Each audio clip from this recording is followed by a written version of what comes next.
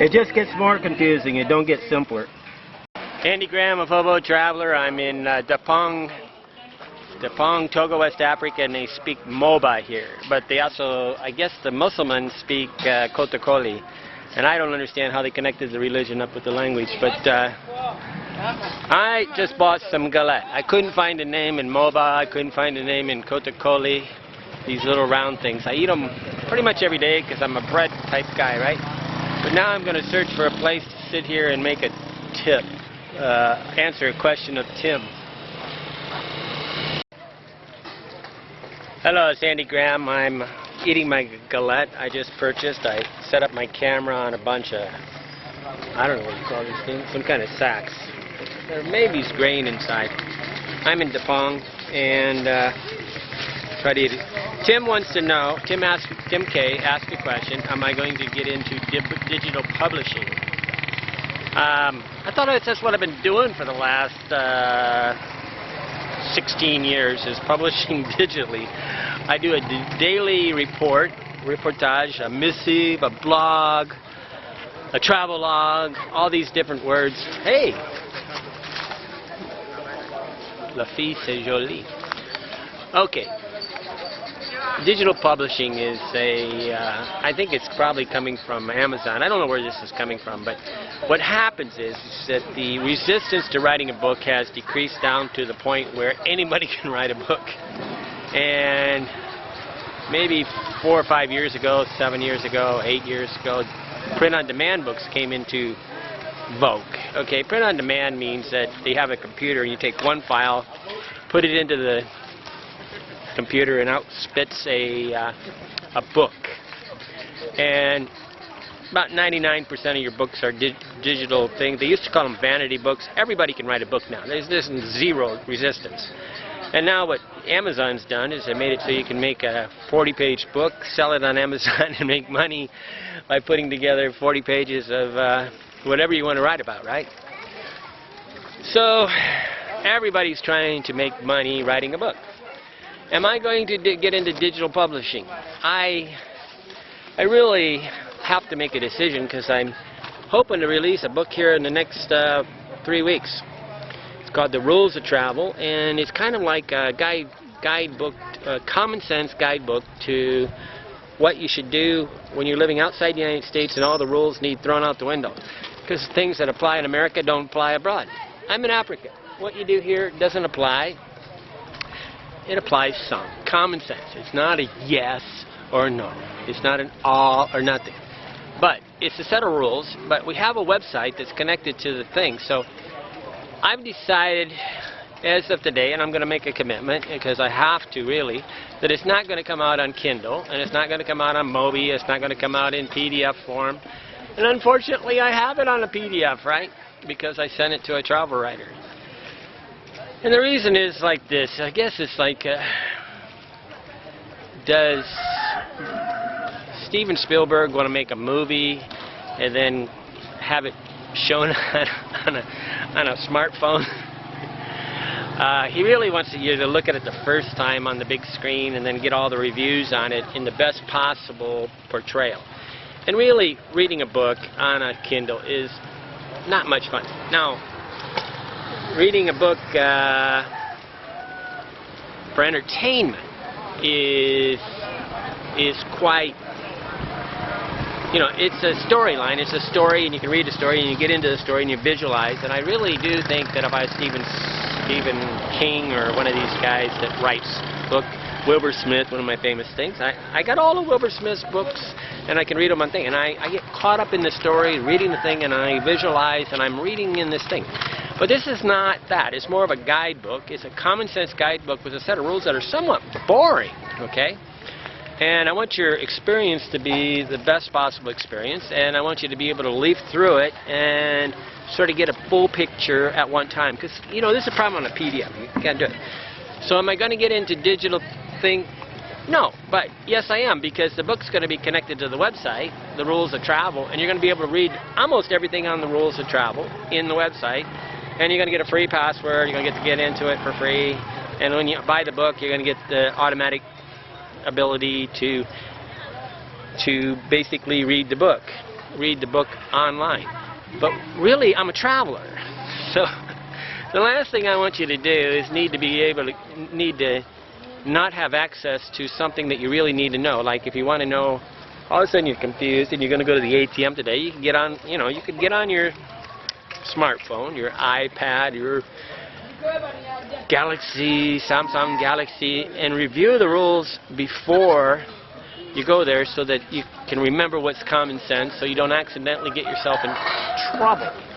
And then what also is the value of this is that we can grow the reservoir of knowledge, the synergy of you interacting, competing, and basically through the school of hard knocks, the rules will evolve and become clearer. Then we can constantly update the rules, and then we can do addition 2, where we basically said, well, that one wasn't quite right, this one was better, this one's this, and, and then there's going to be rules that are in violation. Okay, so this is the value. The value of digital stuff is interaction. The value of digital stuff is not a popularity contest, and the value is, but the real value, reason why everybody's getting into it, is because they can basically take a bunch of isolated stuff, put it all together. They don't even have to write the book. They put it all together. They digest it. They rephrase it, put it in their own words. Put out a book that's only 80 pages, sell it for $39, and they digitally publish, and they make a lot of money with no work. So the resistance, and if it was popular and somehow you promoted it on Twitter and you promoted it on Facebook and you made it a popular thing just by force of brute marketing, you can make a lot of money and actually not do any work. And if you choose the right topic, like how to retire abroad, or there's these really trendy topics in travel. Like this one guy wrote a book, absolute idiot, wrote a book on how to travel the world on $50 a day. Absolutely incredibly easy. Just buy The Lonely Planet. I don't even want to write a book. It's an insult to your intelligence. Living on $50 a day is absolutely easy. But they write this book because people know they have $50 and they know they could come up with it. And they don't really believe it when I say you can live on $15 a day. Hey, bonjour. Okay, so am I getting into digital publishing? I've already been into it for the last 15 years, guys. Did I make money with it? Yeah.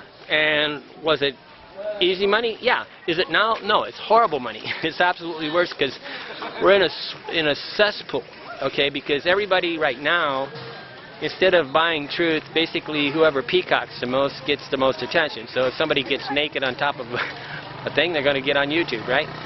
If whoever comes up with a wild-ass story about these places comes up with the thing. I'm actually in Africa, and I'm not going to insult my friends by glamorizing it, making it into something that it's not. I will show you exactly what it is, but I will not show you something it's not. And that's me. But I want to have the pride in knowing and telling the story of what I did that is real. I have a lot of wild things happen to me, and I don't need to make reality more than reality. Reality is always good, and it's not a reality show. Reality is real, and a reality show is a game. It's a thing where people do something that's not real and try to call it more real than what. I'm already at digital publishing, but why do people do this? Because basically they can paraphrase, put together a bunch of stuff, bring it together, digest it, sell some hot topic, trendy topic, put it on Twitter, go trending, make a shitload of money, and not do any work. And basically what they're doing is, because there's no real, they can almost steal copyrighted material, right?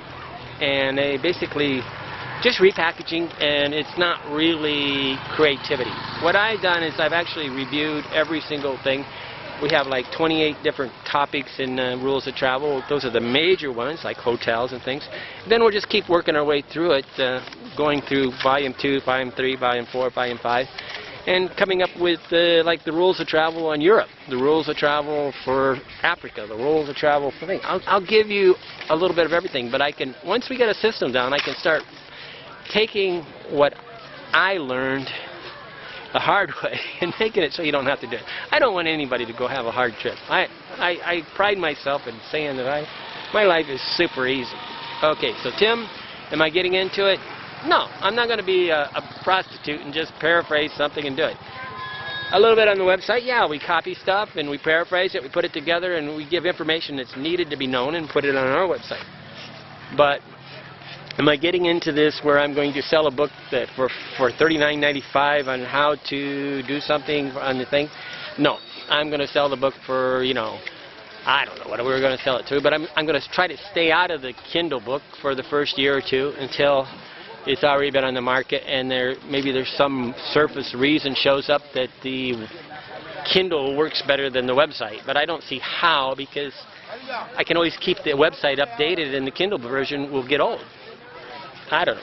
Andy Graham in Dapong. Let me show you. It's sunrise here. We got the boys over here looking at me. This is the night guard probably on all these sacks. They're all looking at me like I'm crazy. We got all the children going to school. We got a little mosque over here behind the thing. Luckily it's not making noise right now. And there's where the galettes I've purchased are at. Here's your sewer, covered up by thing, but really below there is just supposed to be storm sewer, but it's really just a sewer. And this is what Africa looks like. What is real interesting over here is where I made a video a few days ago of all the pots. And I don't really know what's in these sacks. I really don't know. Maybe it's harakat. Maybe it's beans. Quoi c'est dans le sachet? Harakat? Haricot? Haricot? Millet? Sorghum? Sorghum? Sorgo? Haricot. Okay, so there's beans in these sacks. Okay. Andy Graham in Dapong. And just when you think these guys are poor, I think they all can afford that hair and the bonjour, ça va? Hair and those uniforms. It's not ever reality what you see, and that's the reason why I really not competing on that level, because it's just not. You know, if I wanted to make up a story, it'd be really easy to do. I could come up with a wild-ass thing that happens, and you're never going to be able to come here and check on me, right? I don't do that. It's just bullshit. No self-esteem to be made there. Tonight, let's flip a coin.